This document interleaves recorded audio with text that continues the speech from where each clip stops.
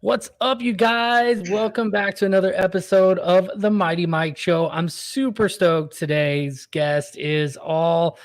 We're just going to dive super deep into property management. Is it something you even want to think about? Listen, you're not going to want to miss it. Don't go anywhere. So, the big question is this: how do you find the home of your dreams around the people and places you love? The beautiful city of Orlando, Florida.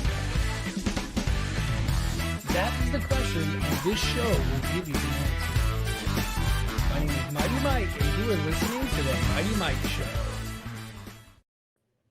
All right, you guys, my distinguished guest today is, let's see here, we're going to add him, is Steven Rosenberg. He is a former pilot turned real estate investor, now managing over 1,000 properties.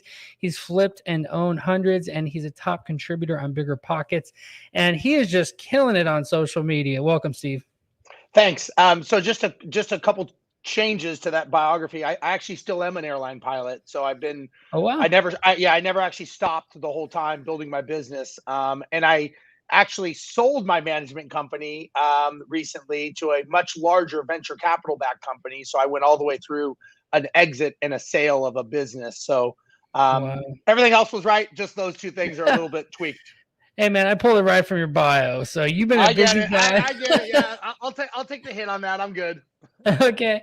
But hey, either way, I mean, listen, you just added to it because the idea that anytime someone can sell a company, exit a company, especially one that large, that is huge. And so let's dive in real quick. Let's just talk what got you involved. I know there's some story about, the pilot and stuff. Do you want to dive into that? Like what got you started in real estate? Yeah, so it's kind of awkward, in the sense that we're coming on the 20th anniversary of 9/11, and 9/11 is actually what got me involved in real estate. And it wasn't by choice. It wasn't that I wanted to be in real estate. I didn't want to be an investor. All I ever wanted to do growing up is I wanted to be a pilot, and I got hired with a major airline at 25 years old. I was flying around the world, and to me, I had the best job on the planet. I had 401k, pension. I was living the dream. Until September 11th, 2001. And that obviously changed everyone's life, mine included, because 48 hours after the towers fell, I got delivered a furlough notice that basically said, hey, that safe, secure job that you thought you had, it's not that safe and it's not that secure. So good luck. And, when I was being faced with being on the street with 50,000 other pilots, and you lose everything that you've ever built in 48 hours, it's very humbling. And that was the moment that I realized that there's no such thing as safe and secure. And as much as I loved and still love being a pilot, I also know it's a job. And I started to realize, what is it that other people do? And everything was tied back to real estate that are wealthy. I didn't know anything about it, didn't know anyone in it, didn't have family in it. I just started reading. I read a book a week. I read as much as I could. And I started getting into deals. I was mentored. I was coached. I was learning how to wholesale. I learned how to flip. I made a ton of mistakes. I got ripped off. I got lied to. I got cheated. I got, you name it. But I kept getting back up. I just kept getting back up. And I'm like, I didn't, because I didn't have a choice, because I didn't have anything else to do. I had to do it. And eventually I started succeeding a little more than I was failing. And I started succeeding a little bit more. And as time went on, I started having more success. Did very well wholesaling. Did so well that I had enough money to actually buy an apartment building with the money that I made.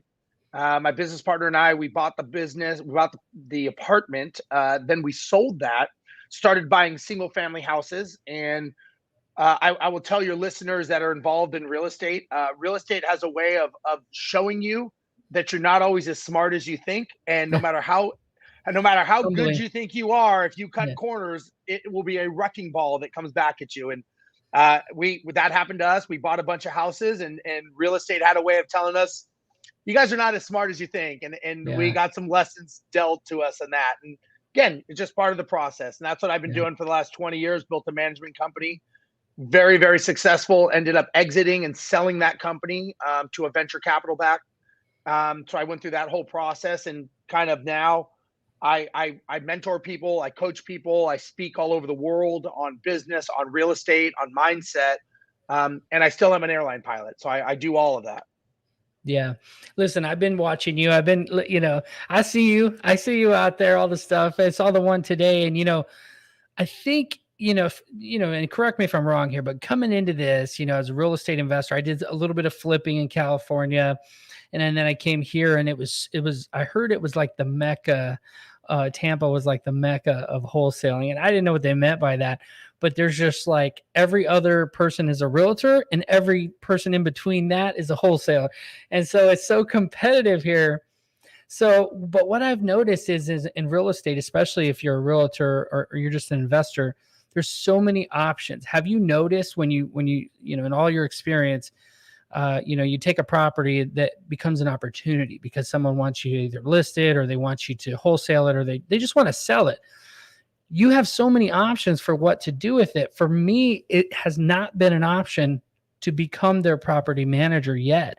I've always referred it out. And so one of the things I really wanted to discuss with you today is property management. Is it even, 10% is what I'm hearing, but is it even worth all the trouble? I mean, evictions and all this other stuff? Well, I will tell you, and I built a management company. Our management company first started out of a necessity, out of a need, because we had such crappy properties, nobody would manage them. And that's just being honest. And so Right. we had to figure it out on our own, and we ended up turning that into a very, very successful business.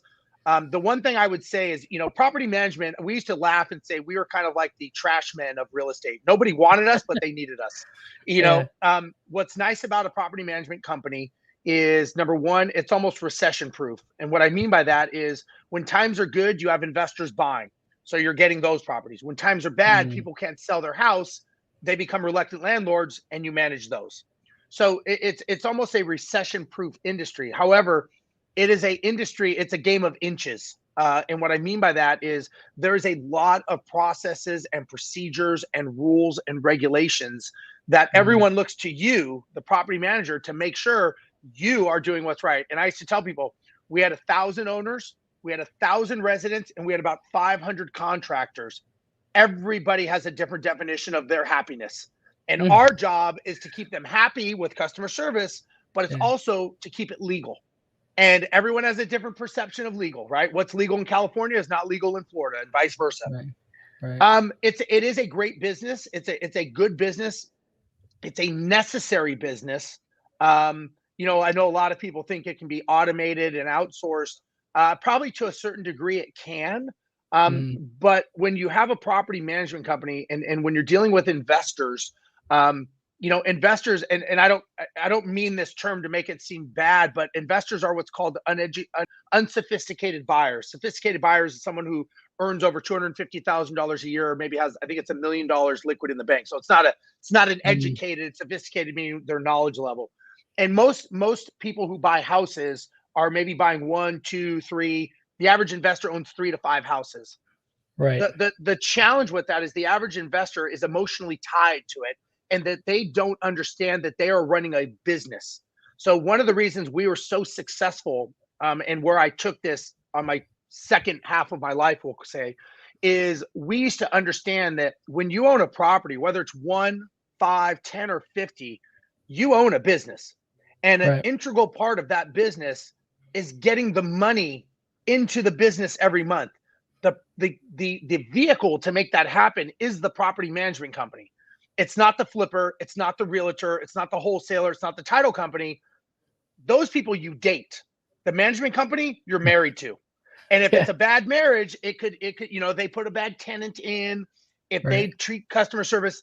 So I'm not going to say it's if you're going to do it, it needs to be a focus. It can't be a side hustle, in my Right. opinion, for what it's Yeah. worth.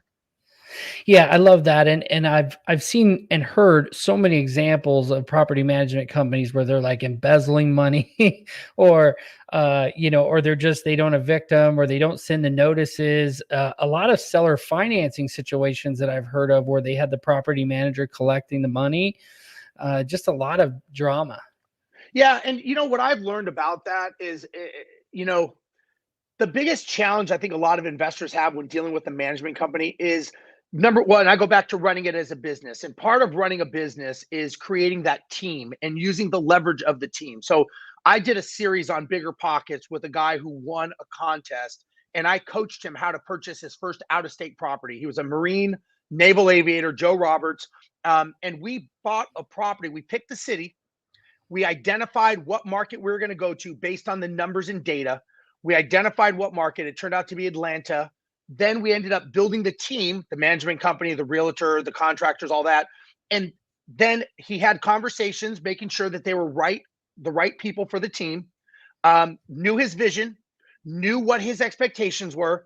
And the last piece of the puzzle was actually getting the property. We ended up getting a property, did a $30,000 rehab, rented it within 3 days, and he never once left the base of Camp Lejeune.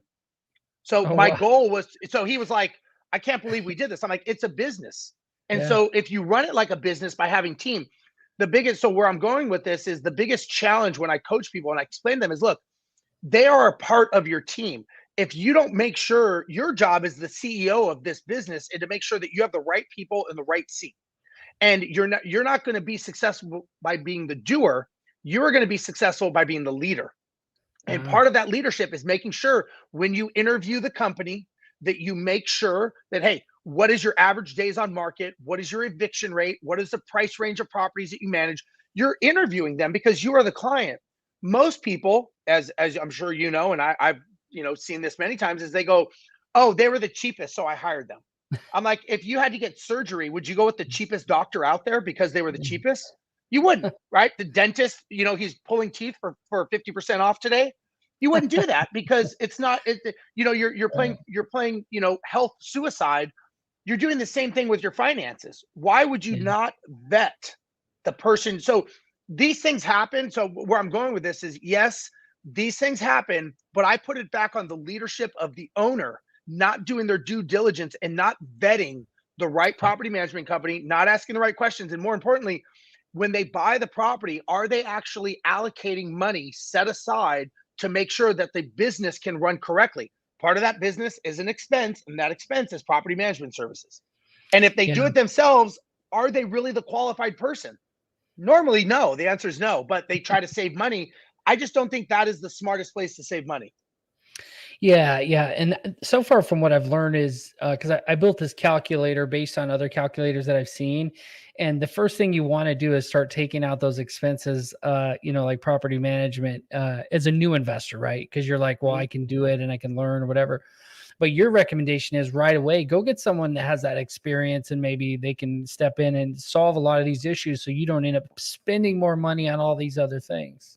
Well, and it's not even that. Yes, correct. I do. I am not a big believer in the hardest worker in the room, because the hardest worker in the room is the most tired person. They're not the most successful. Yeah, I mean, if that were the case, construction workers and day laborers would be the wealthiest people on the planet, but they're not. The right. key to accelerating your wealth in real estate is leveraging other people. Part of that is understanding what is your strength and what is your weakness.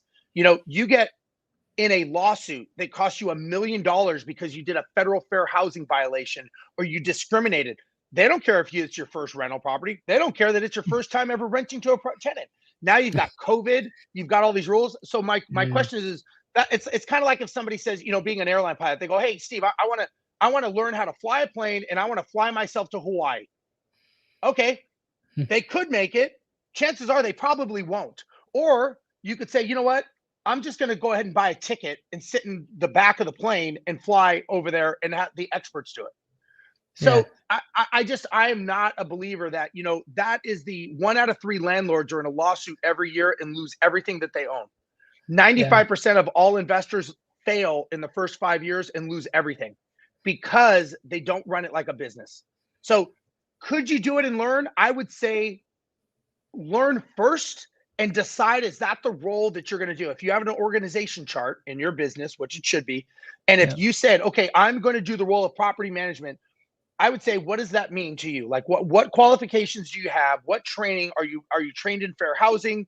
Are you trained with discrimination laws? Are you trained with property code? Do you have the system set up, the software, so that they can pay 5 different ways? If the answer is no, no, no, then I would say, are you really doing this to save money? Like, are you doing this to save $100 a month or 150? Like, like the lawsuits that you could incur are going to Yeah. eclipse anything. And not only that, the frustration and the stress. And the reason I know all this is I did all this on my own first. I was that guy that we were trying to self-manage when we first started, and we were horrible. We had an 8-month tenancy. Our vacancies were through the roof. I mean, it was the mental anguish knowing that I Mhm. was the cause of it. I tell people is it worth it? I don't know. I mean, I'm sure there's people that I know people are successful doing it. I was not, Mhm. until I started running it like a business and made it my focus. I know people do it and they don't have any problems, and that's Yeah. great. But I would ask, is that the risk you want to run with your financial future? Mhm.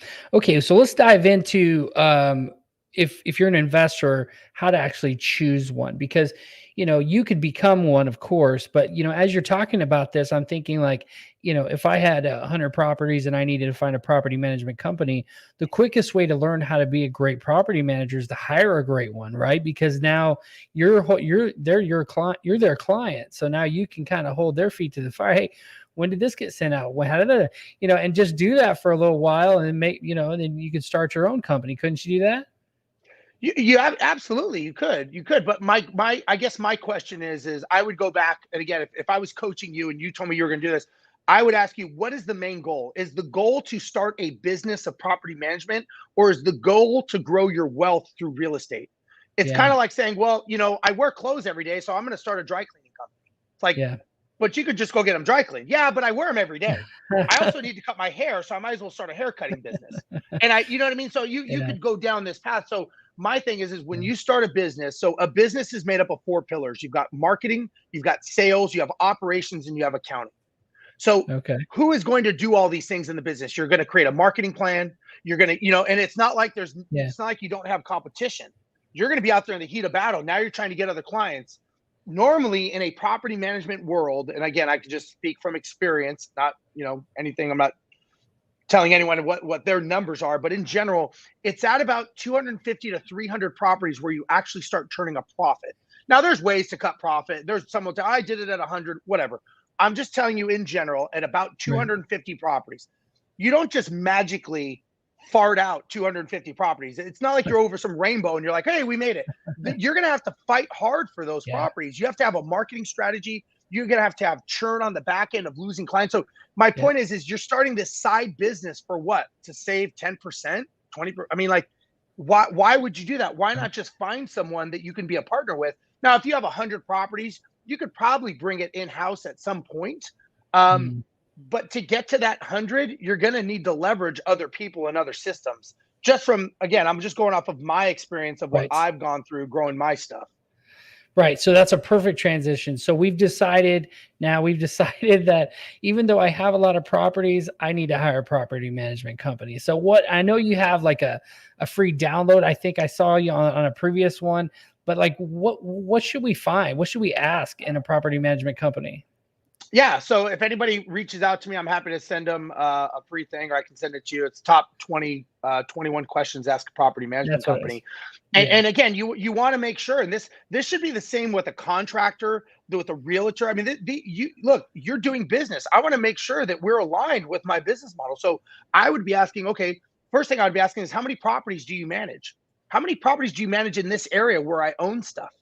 What is the average price point of houses that you manage? Meaning, if I have a house that rents for $3,000 a month and you manage $300 a month rentals, that may be a different level of customer service that I want compared to what you're giving. I would also Right. ask, what's your eviction rate? What's your occupancy rate? I would want to know, what is your rent collection rate? Just because they're rented doesn't mean you're collecting the money, right? Then I would not want to Mm. know, when do you pay your owners? There are some companies that they get their money on the first, right? They get the rent on the first. They don't pay their owners till the 30th. Well, you're floating my money for 30 days in your bank account. Like, that doesn't work for me. You better be If investing it. Right. And then, like, how do you pay your owners? Do you do it through ACH? Do you mail a check? Then how do I communicate with you? Do we have a portal? Is it through phone messages, emails? And when I do send you a message, who is my point of contact and when can I expect a return? You don't want it to go in this black hole. You're like, I messaged them on Monday, maybe next Monday I'll hear something. I want to know, if I send you a Yeah. message, when will you respond? And if it's an emergency, when do you respond?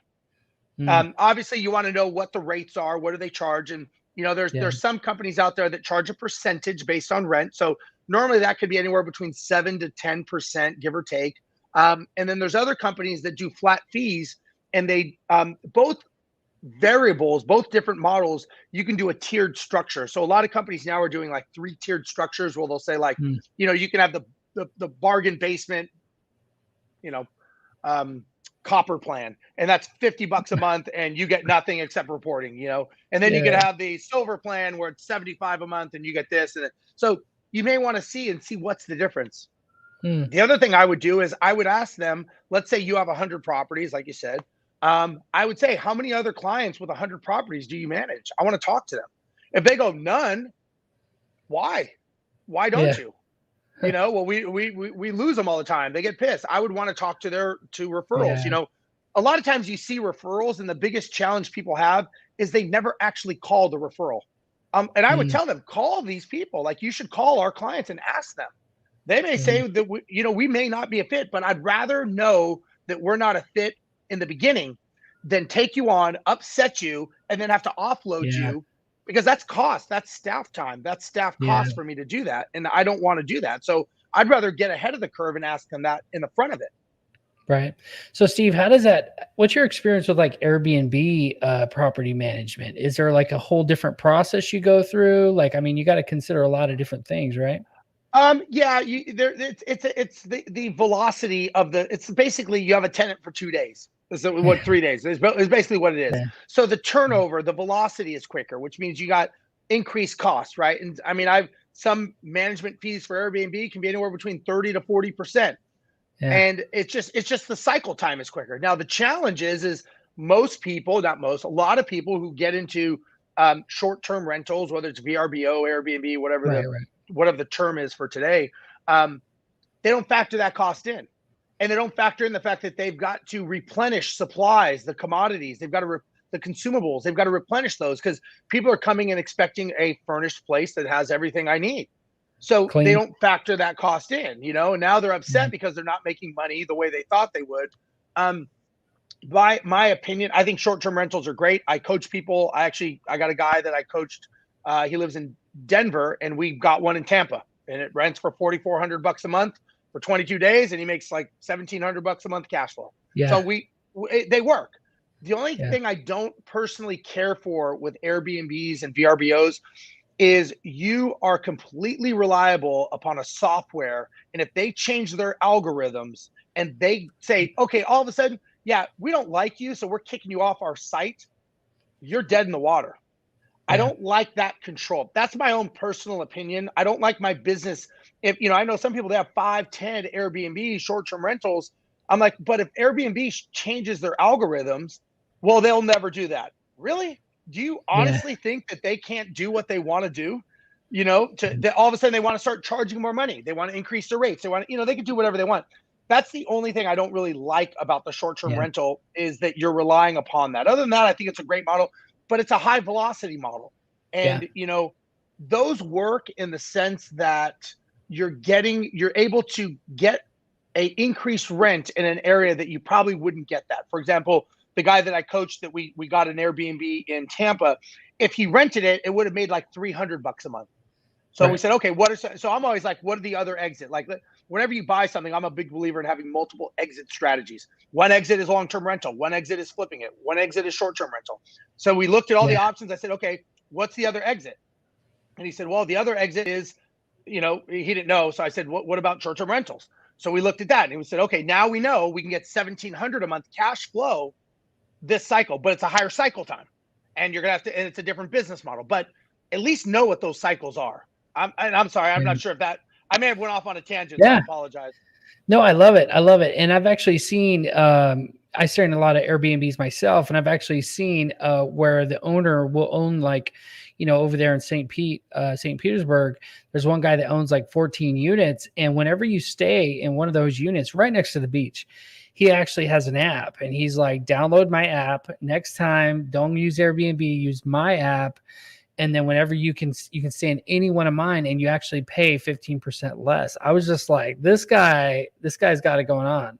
I mean, of course he's limiting himself, but it's like a funnel. Once he's got them into his unit, got us into his unit. Now I get like little updates. Hey, stay in half off this weekend, stuff like that. It's pretty smart. Yeah. The only challenge with that, I would say, is his circle of influence is probably fractional compared to what Airbnb is. So, and as a business owner, as a coach, my question would be, what is the return cycle of it? What's the lifetime of that client? Meaning, how many times are they really going to come? They may come twice a year. So it's, yes, it works. But if for some reason you violated the rules or laws or whatever Airbnb has, and you get blackballed, now you're screwed. You save 15%, but you just lost several $1 million in revenue because you tried to save 15%. I don't know that I agree with that business model. If it doesn't, like, you're doing it for what? To save some money, save 15%. I'm not saying you shouldn't. I'm just saying, are there repercussions? And if there are they worth it? It's a good way of kind of second guess and just making sure you protect yourself. I've heard you talk about that a few times in this conversation of like, what's the risk involved? So let's go into that. So if an investor is considering something, is there like a rough estimate? They got all these different rules, the 1% rule and all this stuff for investing. Is there any rule that you want to, like, where someone should say like the property management on this one is going to be too expensive? Is there any percentage rule or anything like that? Well, yes. I mean, there's the rules are depending on the business. Again, I always go back to the business model. Again, the reason I'm so passionate is I made these mistakes. And so if I can avoid your listeners not making them, a lot of times make the mistake before you buy it, meaning run the numbers. And if you go, man, this just doesn't work, you don't buy the deal, right? The numbers dictate the deal. What I did is I would overestimate. Well, it rents for $1,500, but I could probably get $1,750. And the expenses are going to be 20%. I could probably get them down to 10. Well, neither of those things happened. And now I put myself in a bad financial position. And I never even factored in management. So it really rented for $1,500 with 25% maintenance costs. And it was like, well, I screwed that up. So there's a reason these numbers exist, right? And so if you said, hey, I'm going to be conservative at a 10%, first thing I would do, again, here's the biggest challenge many people have, investors, is as entrepreneurs, we are ready, shoot, aim type people. We buy the deal and then we go, okay, what do I do with it? Do I flip it? Do I wholesale it? Yeah. And again, just like I did with Joe, first thing you do is identify, well, let's back up. The first thing you do is you got to identify what your goal is. Why are you even doing this, right? It's normally not money. That's a big hint. It's not for a certain amount in the bank, and it's not a certain amount per year that you're making. It's not even how many doors that you have. Most people are doing it for the safety and security to have some form of lifestyle that they don't have now, right? And so my question to them is, what gives you that lifestyle, right? Is it just covering your expenses? Is it your expenses plus travel? What is that? And then let's quantify that. And let's say that number that you're going to have is $20,000 a month, right? Okay, $20,000 a month is the number. The next thing is when does that happen? Because in order for it to be a goal, it has to have a date attached to it. So we could say in 20 years, I want to have $20,000 a month coming in passive income. Okay, how many properties will give you that? Let's just say, for easy math for this conversation, it's $1,000 per property. So we say, okay, I need 20 properties in 20 years paid off, giving me $20,000 a month in passive income. Now we know the date, we know quantifiable amount, and we know how to actually attach the goal of 20 properties. So now when you start backing it out, you say, okay, I need properties that are going to make me a minimum of $1,000 a month, excluding, taxes and insurance. They're going to be paid off by year 20. And so I again, what city? So I'm kind of getting to your question, kind of a roundabout way. It's like, okay, what city gives me those types of numbers? LA, probably not. Miami, probably not. Orlando, maybe. Okay, well, let's look at Orlando. Can I buy a property that gives me $1,000 a month in cash flow after expenses? Well, you may look at the numbers and go, no, that doesn't work. Okay, well, then Orlando's out. What city works? So once you figure out the city and you've done your numbers, then you go and you build the team. when you build the team, that's when you talk to the property management company and you say, listen, this is what I'm looking to do. I'm looking to buy 20 properties in this area. I want them all paid off. This is what I'm trying to get $1,000 a month cash flow out of each property. Does that work? Do you manage properties in these areas? And have you seen this? They may go, hell no, that doesn't work. Or they may go, yeah, we'd see this all day long. Okay. Now you start building the team around the property management company is kind of the nucleus because they deal with the contractors, Yeah. and no offense to realtors or whatever, but when a realtor says, hey, this rents for $1,700 a month, the first thing I tell people to do is go ask the property management company if they really Yeah. can rent that for that much. Property management company will go, we rent 40 properties over there for $1,200 a month. I don't see it. Because and again, Yeah. I say this because so many people used to come to us, they buy a property, and the agent's doing their job, they're pulling comps, but they don't understand the dynamics of a rental property as much. They're doing their job. They sell them the property. Guy comes to us and says, hey, I want $1,700 a month. And we're like, I want to slam dunk a basketball, but neither of those are going to happen today because you're going to get about $1,200 a month on this property. And they're Yeah. like, what do you mean? The agent told me $1,700. It's like, I don't know. And Yeah. so what I started telling investors is, look, we want your success. If you're working with a realtor, have them talk to us. We want to make sure we're on the same page, because if you have a successful outcome, we know two things are going to happen. You're going to buy more properties from that agent and we're going to manage them. And number two, you are going to refer people to us. So why doesn't it make sense for us to work with the agent to make sure that you are getting the best expected outcome so that the agent can have return client business and we can get you to buy more properties, because that's what we want. Yeah. And so it was kind of revolutionary. People were like, oh, wow, I never thought about that. I'm like, we all have the same goal. We want this investor to have Yeah. a good experience. Why not work together? Like, let's, we'll tell you what we're seeing and then use us as a crutch. And so going back to your original question, kind of bringing full circle here, is you've got to make sure that you bring everybody in. You have to know what's a good deal or bad deal based on your goals, based on your strategy. And if you don't know what you're expecting, like you said, the 1% rule, everybody has some kind of rule, right? They work and they don't work, right? It just depends on what you want, right? So if I was in LA, the 1% rule doesn't work. Most places that 1% rule does not work. Very, very Yeah. rare will you find a place. And if it does work, you have got cash flow, you've got equity capture, you've got debt pay down, you've got depreciation, you have appreciation. You're probably not going to get all five. So there's going to be something lacking. It's going to be cash flow, debt pay down, equity capture. Two of those you're not going to get. So I tell investors, what's the non-negotiable for you? Well, I need money right now, so I want cash flow. Okay, then cash flow is the main thing we look for when we're buying a deal. It's very simple. But Right. know that you may not get appreciation and you may not get equity capture, but you will get cash flow, because that's our focus. Does Yeah. that make sense? Yeah, I love that. I love that. So many people will ask me like, well, interest rates are low and home prices are high, and they don't know that they're inverse. They don't know, so I always tell people, like, if you can get a property that will cash flow and that's your goal, well, then it doesn't really matter if the market, what the market does, because it's going to continue to rent for that amount. As a matter of fact, Florida, with the rental market, I'm probably nationwide, but I know my local market, the rental market is like skyrocketing, especially with the foreclosures and stuff that are starting to happen here in Florida. It's just insane. And so, I know we're about out of time. I think we went with 30 minutes. Listen, you have been such a help here, and I want to make sure that everyone knows how to stay in touch with you, especially for all of the different resources you offer. And you got some pretty cool stuff coming up. How can everybody keep up with everything you got going on? Yeah, thanks. I appreciate it. They can go to my website. It is steverosenberg.com. So it's ROZENBERG.com. Or they can follow me on Instagram, Rosenberg Steve. I put a lot of content. I put out a new video every single day on YouTube. So if you go to my YouTube channel, Steve Rosenberg, you can follow me there. And I constantly give education. I'm doing boot camps. I've actually got a boot camp coming up in Florida and Fort Lauderdale, October 16th and 17th. Some of the biggest names in Florida are going to be there. I'm constantly doing something, because I think it's important that as investors and entrepreneurs that we try to give back to people that are learning. So I give a lot of free information. If somebody wants to reach out to me on Facebook or Instagram, I always answer. Yes, it is me. I do respond. And I just think it's respectful that if you ask me something, I answer. And so that's just Yeah. how I operate and how I work.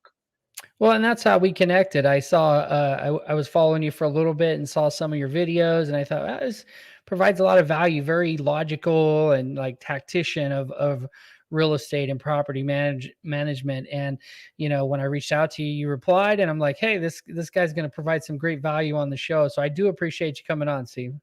My pleasure. Thanks for having me. I appreciate it, Mike. Thanks so much. And you guys know, Monday through Friday, we're going live at 3 o'clock Eastern Standard Time.